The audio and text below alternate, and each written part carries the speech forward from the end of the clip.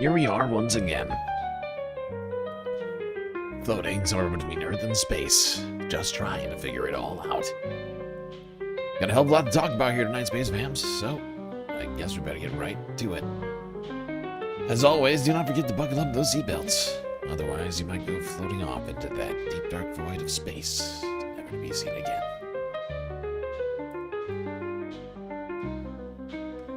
All right. Sunday, fun day. I thought this was America. Huh? This is America? I'm sorry, I thought this was America. Lot to talk about tonight, but first some shout-outs. Going up, Young Chris and HBX123 in the YouTube chat. Arvin Trevino, Close Fourth. Jetmend, also here. Rizla. Morbius. Hermit Horologist. Ebony 888. Skinny Stock. Omega Star, Green New Deal, and the Jesus Runs. Over on Twitch.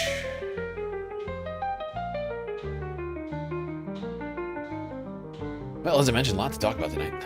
Sunday fun day, so we're going to do as much value gaming things as we possibly can, while also still managing to talk about the news. Will we achieve that goal? Yet to be seen. Got the midterms to talk about. The 250th anniversary of the United States, which is coming up fairly soon. And the preparations for those celebrations. What else we got? The robots are here. I don't know if you've heard.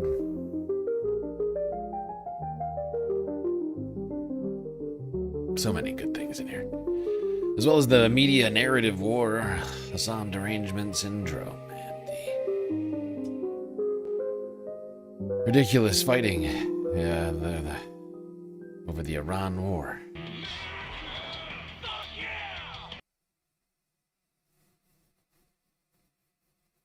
Who started it? Is it good? Is it bad? These are questions we should have already answered at this point. Spoiler alert, it's bad. But even with America doing all the worst things right now abroad and at home, we are supposed to be celebrating that 250th anniversary. To get us started off, Tennessee's News Channel 5. All aboard! That's what I said. I love it. Right, let's go to Cheekwood because they're getting ready to open its largest and most elaborate model train exhibition, and it's happening this weekend. And it's called America the Beautiful, and it features national parks and landmarks to celebrate America's 250th anniversary. And Eric Pointer is live there this morning, giving us a sneak peek before it opens. Okay, Eric, have you seen some of the trains? Tell us what else is on display. Oh, man, I've seen so many trains and so many of the little landmarks, which I'm really excited about. There's the Alamo, and as a Texas native, I was really excited to see that. But there's also some Tennessee ones that are really cool. So a lot to take in. Here to tell us more, we have Emily Lux. And so, Emily, walk us through just the ones that we're standing by right now and how they represent our state of Tennessee. Yeah, so we're in kind of the Tennessee section here. We've got 5 landmarks from Tennessee. Graceland kind of around the corner. Then we've got the Ryman Auditorium. And then we actually had 3 that were specially made for this exhibition that are all from East Tennessee. John Oliver Cabin, Little Greenbrier School, and Cable Mill. So we've kind of grouped all those together. But again, the landmarks are from all across the country. So you really can see places, you know, travel the country without having to leave home. What a great way to celebrate 250th anniversary. I love that. And so you also were telling me earlier that these landmarks, they're made from recycled goods. Yeah, when you look at the amount of detail in these models, it's incredible. And it's even more unbelievable when you know that they're made out of like branches, pine cones, acorns, all plant material that's being reused. The company that creates these, Applied Imagination, takes about 200 to 400 hours to create each one of these models. So the amount of detail and just the time and effort they put into this is really cool. And then when you see it all come together, it's great. Yeah. Well, there you go. National parks and landmarks by rail. In Tennessee, you can witness the glory of America. And made from recycled goods. So, win-win-win when you really think about it. Is this breaking news? All right, you know what? You're offending me and America right now. America, huh? Isn't this America? I'm sorry, I thought this was America.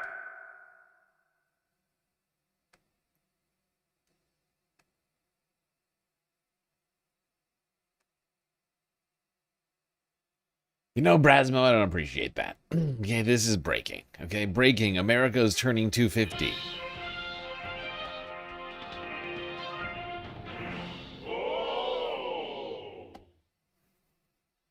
PBS NewsHour up next. This summer, many of the celebrations for America's 250th birthday will be grand in scope. An IndyCar race around Washington, D.C., a Great American State Fair, and a mixed martial arts fight on the South Lawn of the White House. But in communities across the country, smaller celebrations are also taking place, hoping to use some of the year's patriotic energy to engage their neighbors and transcend political divisions that can overshadow so much of civic life today.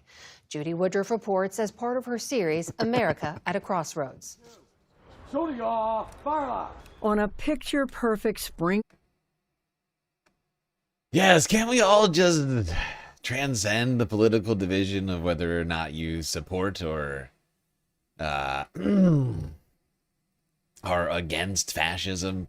Can't we just transcend that little tiny detail? I thought this was America, huh? Isn't this America? I'm sorry, I thought this was America. Morning, a group of British soldiers are preparing for battle. Nearby, a camp of patriots is doing the same. Before starting a mile-long march to meet their enemy. But instead of a trek through lightly settled wilderness, these soldiers are navigating a modern-day New Jersey town, including traffic, narrow sidewalks, and a march past a marijuana dispensary. Waiting for the two sides to clash is a small crowd, here to witness a reenactment of the Battle of Bound Brook. Colonial soldiers trade fire with the Redcoats, near the spot where 249 years earlier, about 500 patriots were attacked by nearly 4,000 British Crown troops. Like that day in April of 1777, the Americans put up a spirited fight, only to eventually retreat from the British. Bayonets! The local connection and spectacle was infectious. We've been to a lot of these, and this was definitely the noisiest of them all. The Chen family came dressed in their own period costumes. For all of us, being able to appreciate beyond just the pages of a book what our history is as a nation, and to see it come to life like this has really helped our own patriotism and our own appreciation of our nation. David Valla lives in Bound Brook with his family. To have this kind of history in our city, in our town, something to be really proud of. I know the outcome already, unfortunately. I know it's an L for the Patriots, but, you know, just so hot right now. I love how this guy showed up in a wig to spectate. How everybody, it's not just him actually, this family, all these people. It's like you're almost reenacting, you know, even if you're technically not involved. It makes you quasi involved in the reenactment. Already, unfortunately, I know it's an L for the Patriots, but, you know, just excited to be a part of it. Rob Schulte and his son Jack came to portray loyalist militia. Usually we are our Patriot Continental Line, but today we're filling in and helping out the Brits, and I guess for the day it's God Save the King. This reenactment is an annual yes, event. For the day it's God Save the King. Illegal. Boo. approaches its 250th anniversary, Schulte says celebrations like this have taken on greater importance. There's a lot of division in our country, but if there's one thing that we all have in common that we can all agree upon, it is the ideals of our founding, our ideas of liberty and equality, and the fact that we fought together as a nation through all of our differences to achieve that. I think there's no better reminder than the 250th anniversary of that for all Americans. I thought coming into this that it would be a moment where people would just for a minute put aside whatever their issues were with the other side of the political aisle. It has not been that at all. Theodore Johnson is a columnist at the Washington Post and a Shock of shocks. A Washington Post columnist wants everyone to just be a little more centrist. Yeah, can everybody just get along? Can we stop arguing about whether, it's a threat to democracy right now? Can't we just all celebrate? Can we just all celebrate America? God. Why? commander in the U.S. Navy. He's also a senior advisor at New America, a center-left think tank in Washington, where he leads the Us at 250 initiative. We wanted this to be a moment that Americans could take intense pride in the progress of the country. We also wanted it to be a moment where the progress in the country, dude, yo. That is rich to talk about the progress in the country right now, while the Republicans literally dismantle all of that progress.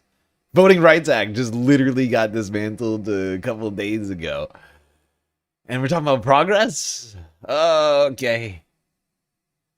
Although I think this piece might have technically come out a day before it. But even before that happened, how you could be touting the progress of America while we literally regress back into the 19th century, I do not know. It's beyond me. Has gotten and is still getting wrong. Given the national mood, Us at 250 is supporting local efforts around the themes of pride, reckoning, and aspiration. A pivot after realizing that the 2024 election made a more national effort feel too tied up with politics and the polarization that comes with it. The national celebration has its place, but instead of having a trickle-down patriotism from the sort of national celebration, this is a grassroots kind of patriotism, I think, that will bubble up, hopefully, and change the course of the country. My view of it is the best future of the country is in our communities and not here in D.C. Okay, this looks like some America. Some American celebrations I get behind. On the southwest side of Denver, we attended one of the more eccentric examples of a grassroots civic effort.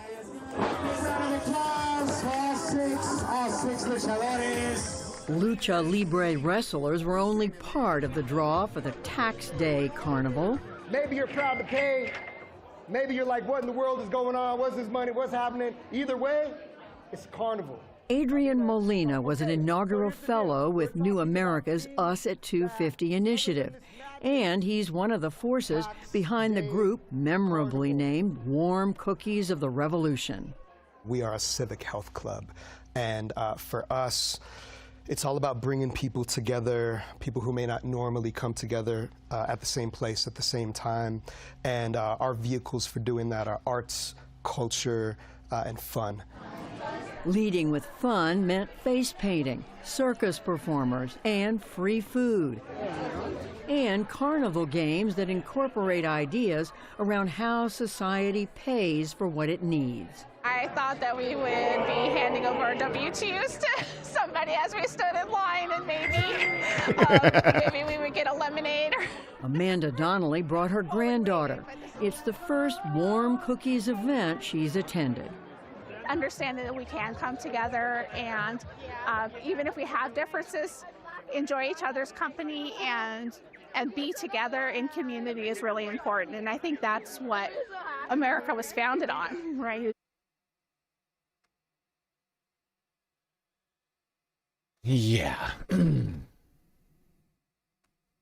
Well, there you go. People celebrating together their community and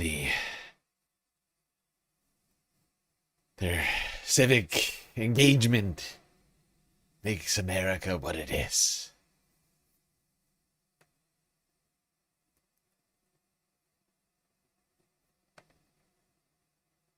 Speaking of civic engagement,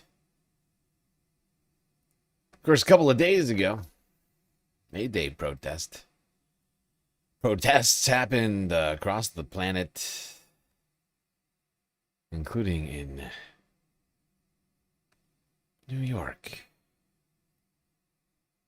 Figured we'd watch a quick little bit of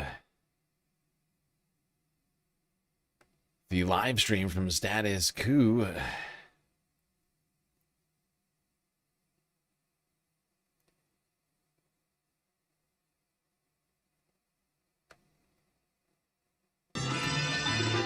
So we will not be silent.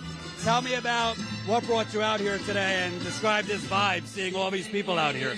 Well, I'm a Local 79 journeyman, and I came out here because of solidarity and brotherhood, and unionized work is the best work. It has good health benefits, livable wages, and it's just suitable for New Yorkers doing that the cost of living is going up. And you know, right now, workers are under historic attack. You have AI replacing jobs, Trump giving tax cuts to the rich. They're trying to cut health care. Can you kind of talk about right now, what are working people and union workers up against?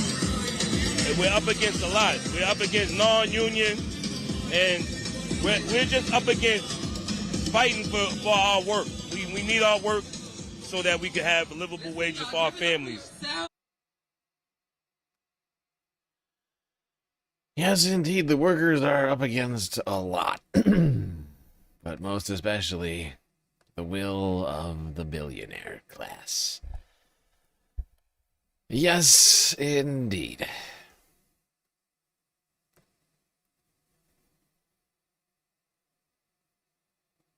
And, of course, the country is currently run by billionaires. Most billionaires in any cabinet in history under Donald Trump, including him, of course. As Donald Trump was a billionaire before he came to office the second time and has enriched himself in ways other founding fathers have not. And or presidents. I guess he's really not a founding father. I'm just thinking founding fathers because we're talking America's 200. All of the presidents, including successful business owners over here, 100 years versus less than a 1-year period of wealth accumulation for one president. The New York Times had a piece entitled "Firm Building Trump's Ballroom Got a Secret No-Bid Contract for a Nearby Job." And I think this is indicative of the way that Donald Trump has been robbing this country blind. In this instance, illegal. Yeah, this is it. Trump says that they're not spending any money on the ballroom. It's really cheap. I got a good deal. Wouldn't be prudent at this To build his juncture. mammoth White House ballroom, President Trump last summer chose Maryland-based Clark Construction. Since then, Mr. Trump has repeatedly sung the company's praises, even saying he wanted it to refurbish projects all over Washington. In January, government documents show the Trump administration secretly gave the company a no-bid contract to do another job at a sharply inflated price. The National Park Service wanted to repair 2 ornamental fountains in Lafayette Park across from Pennsylvania Avenue from the White House. The Biden administration in 2022, so granted, this is, 2022, that was almost 4 years ago, had estimated the work would cost $3.3 million. But Mr. Trump's government agreed to pay Clark $11.9 million to do it, and later added tasks that increased the contract to $17.4 million. The agency did so without considering offers from other firms, citing a rarely used urgency to get the fountains repaired. The point is this is the way you can manipulate government contracts. You can overpay in some areas to underpay in others. And theoretically, in this instance, Trump's just doing it to get his pet project, the ballroom, done. But if Trump has the ability to overpay for a fountain repair by a factor of 7, let's say, right? I mean, 3 million to almost 18 million, maybe a factor of 6. Then he also has the ability to sort of say, like, we're going to overpay that no bid contract by a factor of 5 or 6 or 10 for something else that company is doing for me, not so much within the business. Or immediately, if not you know, sooner. we've all heard about like the cryptocurrency that people have. We know there has been multiple reports of people buying pardons. Zuckerbuck. Play that clip with the cups, just to give you a sense of what is going on. This is clip number. Which one is it? Oh, 15? Yes, 15. Yeah. This is a guy named Sully Dog on TikTok. I don't know who he is, but we've seen many reports to this effect. Sully. This give you a good visualization. This is what he did. Every cup that you're looking at is $10 million. And this small stack over here to start with, this is a representation of a full century of U.S. presidents' personal wealth growth while they were in office. We're talking Coolidge, Eisenhower, Kennedy, Reagan, Bush, Biden, all of them except one. 4 cups, roughly $40 million in total, and that's what all the modern presidents combined gained while serving over an entire century. Total, not per president. Now shift your eyes to this monstrosity. 1 year, 1 president, same cups, same scale. 1 century versus 1 year. Not opinion, it's visual math, and your eyes are doing it in real time. So take a good look. All of the presidents, including successful business owners over here, 100 years versus less than a 1 year period of wealth accumulation for 1 president. This is ridiculous. Donating a salary is just a headline. It doesn't offset the billions quietly being accumulated elsewhere. If you're telling yourself it's because he's a good businessman, then ask one question. If nearly 50 years in business didn't produce anything close to this, but 1 year in public office did, that's not skill, that's corruption. Nothing you can say can explain this. And if you're at I mean, this guy has been one of the most corrupt presidents. Well, not one of the guy has been the most corrupt president. I mean, he's completely, in addition to just lining his pockets, we don't even know like how much his kids have gotten, or Witkoff's kids, or Lutnick's kids. Everybody's getting paid. Everybody's getting paid. John Jr. just landed a contract with the Pentagon. I saw. You're a little baby. Wow. I'm sure it was based on merit. Yeah. He had the best presentation. Here's Ashley St. Clair. He's just a brilliant engineer. He's just a brilliant engineer. I think the contract that Brian's referring to is the drone contract. Like I think they started some weird like drone technology company. They're trying to leech off the government, doing military contracting now. He doesn't. I don't think he has any expertise in any of that stuff. But you know, I guess if you have endless money, you can just pay people to do it for you. I guess Baby it's strange mamas, baby mamas. She's like been talking about how the right is all on these group chats, and it's how they coordinate messaging, and it looks like this ballroom thing is like that. So last week, I told you guys that all of MAGA is paid and they coordinate their messaging in lockstep via group chats. And what do you know? All of these people came to the conclusion that after they saw what happened at the White House Correspondents' Dinner, their first thought was all independently, Trump needs his ballroom. The statistical likelihood of this happening in a vacuum, if we are to stipulate that these people are not coordinated, the statistical likelihood of this happening, that they all came to the same conclusion, not probable. Oh my gosh, is that baby crying in the background? That's Elon's baby. I think it probably is. Man. I would like some milk. Man. Well, or maybe just all those Republican influencers, like the Republican Party, they're really focused on banquet table issues this election. But I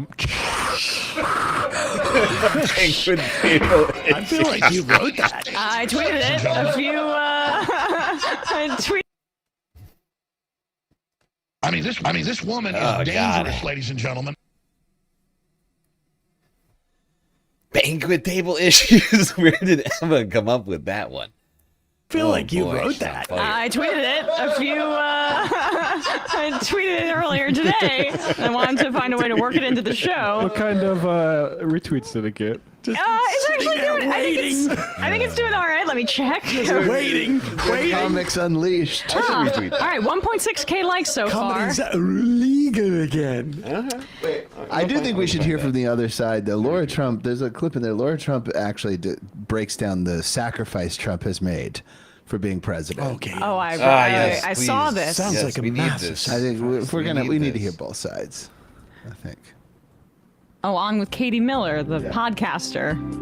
What's something about your father-in-law you wish some more people knew that you haven't said publicly? Because you've been asked to answer. I mean, I kind of feel like I've said it all publicly. I wish people knew that his life, and I just wish people would appreciate, especially people on the other side of the aisle, how much easier his life would have been if he'd never gotten involved in politics. You know, he's the one president to leave the White House with less money than he went into it. Had zeros off of his net worth come off because he became president, because he ran for president. You know, they've gone after his businesses, they've gone after his family, his life prior to politics. I mean, my gosh, everybody loved Donald Trump. But he's an incredibly genuine, good-hearted person, and he's doing what he thinks is right. And I remember him saying to all of us before he even ran and announced in 2015, you know what, if I do this, I'm going to do it the right way, and if it means I only get one term in office, then that's okay with me. That's not how things went. I've ever met. Yes. Yes, he seems very okay with I'm going to do it the right. I'm going to do it the right way. If I only get one term in office, I might, slight asterisk, I might have people storm the Capitol and... Actually, you know what? Don't stop this deal. It's really not a big deal. Guys, really, just let this deal happen. Everybody's saying it, right? Don't lock her up. Really barely a problem. I don't know why we're all worked up over it, okay? Let's not stop it. Let the new slogan, let this deal happen, okay? Write that down. 2020, let this deal happen. Everybody's saying it.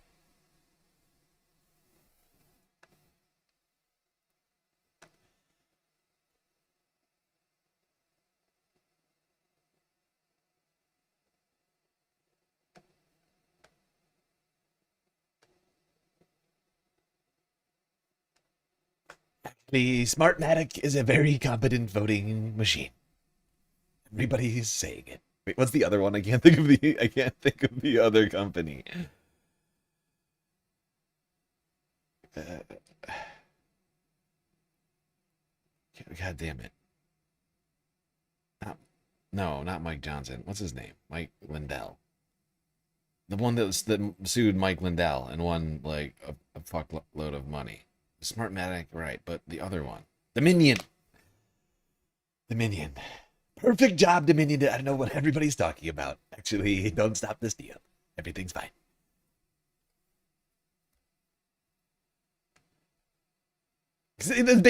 Like, I love that. Like, she's trying to like retcon it. Like, oh, actually, Trump. My father didn't even care. It's not about being president for him. It's about making a difference. He's just a martyr. He's just a martyr for democracy. Oh, he's just making just such a huge sacrifice.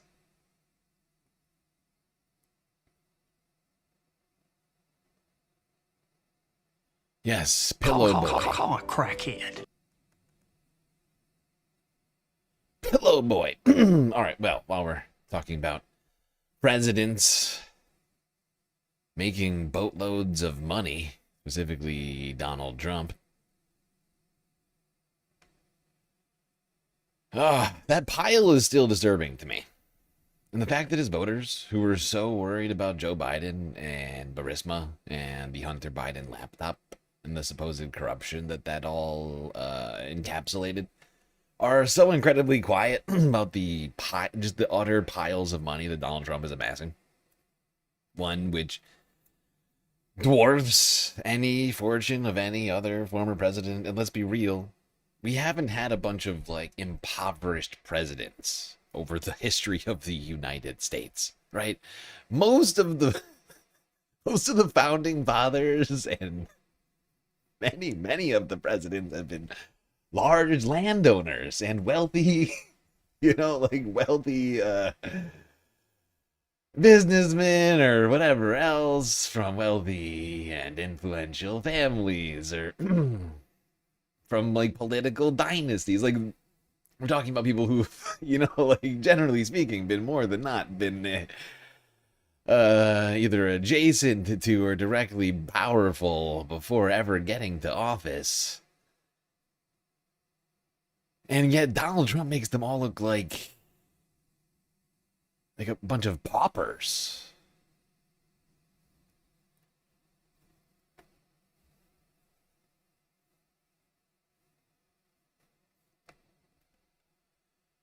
And since we're talking about that, we may as well talk about the founding fathers a little bit more.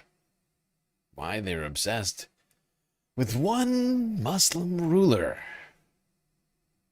from the old times, PBS origins. All of Congress listened with rapt attention to a letter written by John Adams. His message provided a play-by-play of how the British were holding up in the war, but not the war in America. The conflict that Congress desperately wanted news of was happening in southern India. The Americans understood that they couldn't beat the British in the Revolutionary War without international support. And when the Founding Fathers needed to close the deal against the most powerful empire on the planet, they got an unexpected assist from Tipu Sultan, the legendary Tiger of Mysore. I'm Joel Cook, and this is Rogue History. So what exactly would unite a group of American rebels with a Muslim ruler on the other side of the world? The same thing that unites millions of people to this very day, British imperialism. But more specifically, British tea. Let me spill a little for you. Most of us know about the Boston Tea Party, where Americans, dressed in highly problematic disguises, tossed 342 chests of tea into Boston Harbor. The colonists were furious about the Tea Act, a piece of legislation intended to rescue the struggling British East India Company by selling its massive stock of tea at much cheaper rates than anything else on the American market. The only problem was that this monopoly risked putting American tea sellers out of business, hence the whole throwing company tea into the harbor situation. But what was the British East India Company, and where did they get all this tea from? The company was founded in December 1600 and served as the merchant arm of British imperialism in Asia. Imagine Amazon being in charge of America's economy, and you'd have the right idea. The company's dealings with India, China, Persia, and Indonesia provided Britain with tea, textiles, and piles of unused spices. But all those deals they managed to pull off were because of a unique negotiating tool most corporations didn't have: a private army. If the company couldn't talk Asian powers into negotiating with them, they were all too willing to march troops in to change their minds. That is, until they ran into the kingdom of Mysore. You see, Mysore wasn't some young upstart like the Americans. When the company started probing Mysore's borders in the 1760s, they were met by a brilliant Muslim leader named Hyder Ali. Hyder had recently taken control of the South Indian Kingdom from a Hindu dynasty established around 1399.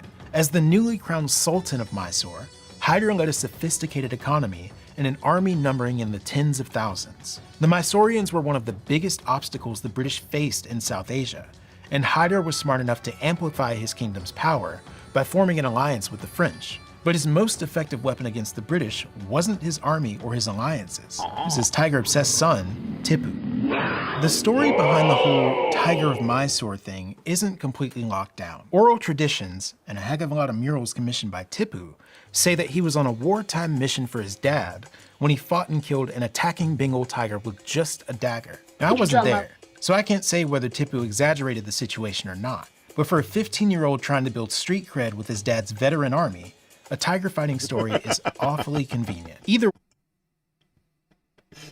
yeah, hell yeah it is. hell yeah it is. That tiger killing story is super convenient. Hey guys, while nobody was around, I happened to run into a tiger. I totally took that mug out. I mean, no. Goodbye, tiger. That tiger wish he didn't meet me in the jungle. Come on.